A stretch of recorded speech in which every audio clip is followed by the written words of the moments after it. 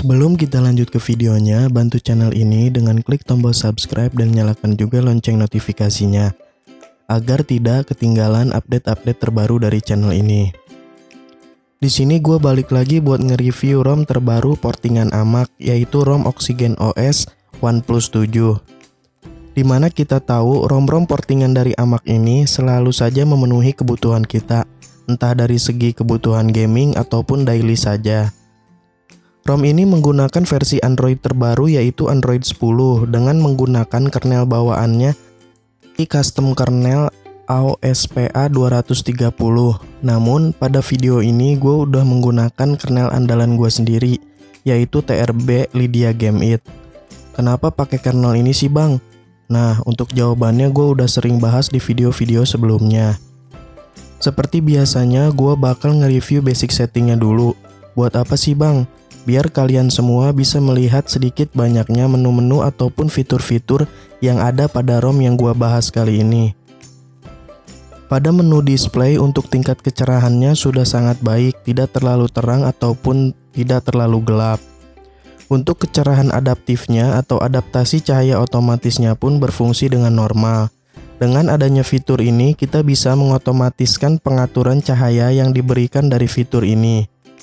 Lalu, terdapat juga fitur sleep yang mana fitur ini tersedia pada menu display. Ada juga fitur screen calibration yang mana fitur ini berfungsi untuk mengkalibrasi warna pada layar ponsel kita. Pada ROM OxygenOS ini kita diberi 3 opsi pilihan untuk mengatur pewarnaan yang ditampilkan pada layar. Dengan adanya fitur ini sangat membantu kita untuk memilih kenyamanan juga ketajaman warna yang ditampilkan oleh layar. Kurang lebihnya menurut gue seperti itu. Untuk fitur night mode atau yang biasa kita jumpai menu baca pada ROM OxygenOS ini berfungsi dengan normal. Tidak lupa juga pada fitur ini kita bisa mengatur intensitas cahayanya. Yang baru yaitu fitur reading mode yang mana sedikit berbeda dengan fitur yang pertama. Fitur ini hanya kita jumpai pada ROM OnePlus saja. Fitur ini terdiri dari 2 opsi yaitu cinematic effect dan juga mono effect yang kalian bisa lihat pada video. Namun gue sendiri kurang paham kegunaannya untuk apa. Jadi silahkan explore masing-masing. Lalu pada fitur ambient display-nya berfungsi dengan normal. Kita juga bisa mengaktifkan fitur lift up display. Pada menu ambient display juga kita bisa menikmati berbagai fitur yang disediakan. Contohnya pada fitur horizon light yang kita bisa setting sesuai keinginan kita. Horizon light itu sendiri berfungsi untuk memberikan efek warna pada layar samping ponsel kita saat adanya notifikasi masuk. Untuk basic standar seperti font, ukuran layar, fitur tersebut berfungsi dengan normal dan tidak adanya kendala. Pada menu tampilan juga tersedia fitur status bar yang mana fitur ini berfungsi untuk memunculkan ataupun mengganti beberapa icon pada status bar. Contohnya seperti mengganti icon pada baterai, memunculkan speed jaringan, dan juga memanage beberapa icon yang ada pada status bar. Yang menarik dari ROM ini adanya fitur customization, yang mana fitur ini berfungsi untuk meningkatkan tampilan pada layar ponsel kita. Pada menu ini kita bisa memilih beberapa preset tema yang disediakan. Walaupun tidak banyak, menurut gua sudah cukup untuk membuat tampilan OxygenOS kita menjadi lebih keren. Terdapat 3 opsi tema yang terdiri dari Vibrant Tint, Illuminating Light, dan juga Nuansa Dark. Semua tema ini berfungsi dengan baik hampir ke semua aplikasi yang terinstal pada ponsel kita.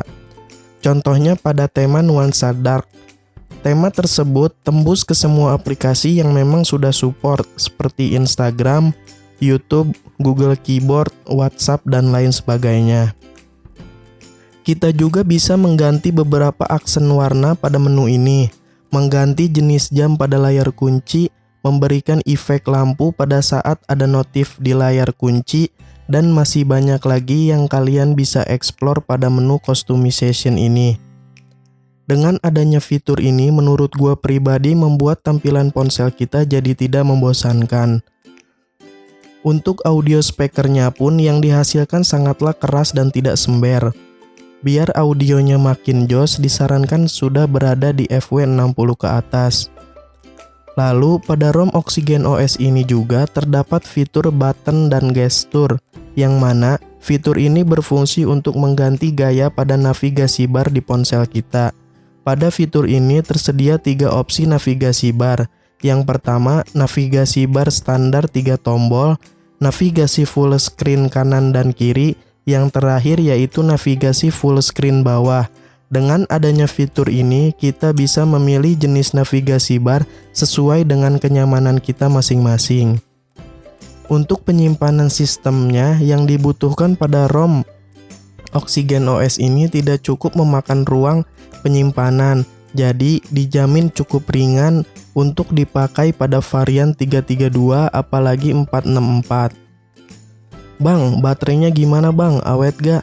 Kalau buat baterainya sendiri, menurut gua pribadi ROM ini terbilang agak sedikit boros, plus ngecasnya pun agak sedikit lama, mungkin karena faktor dari kernel bawaannya. Jadi gua saranin buat kalian ganti kernelnya dengan kernel favorit kalian, contohnya TRB, karena di sini gua sudah mengganti kernelnya dengan kernel TRB Lydia, versi Game It lumayan berpengaruh. Mungkin cuma itu yang bisa gua informasikan buat teman-teman semua. Semoga bisa menjadikan referensi untuk teman-teman semua dalam memilih custom ROM yang sesuai dengan kebutuhan. Ingat, review terbaik adalah diri kita sendiri.